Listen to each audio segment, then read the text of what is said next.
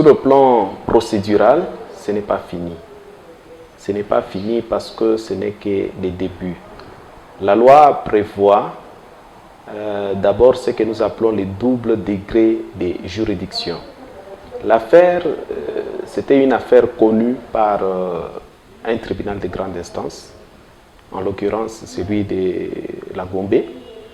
La loi prévoit, lorsqu'il y a un jugement au niveau de première instance, que vous puissiez aller en appel. C'est ça que nous appelons principe de double degré de juridiction.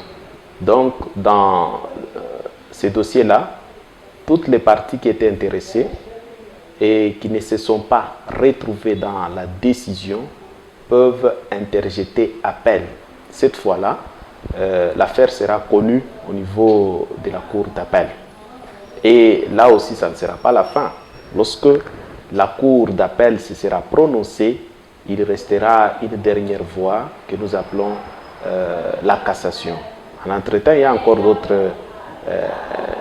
d'autres voies qui peuvent toujours être exercées. Parce que sur le plan procédural, nous avons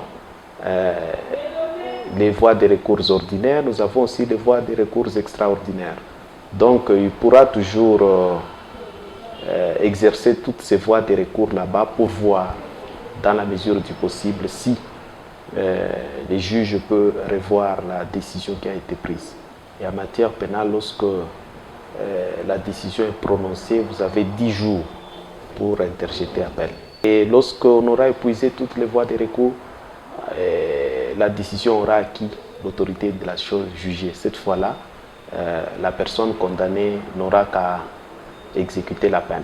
Les travaux forcés veut tout simplement dire que la personne, tout en étant en détention, sera soumise à certaines activités lucratives, lesquelles activités lucratives que je ne saurais pas préciser ici parce qu'il y en a plusieurs.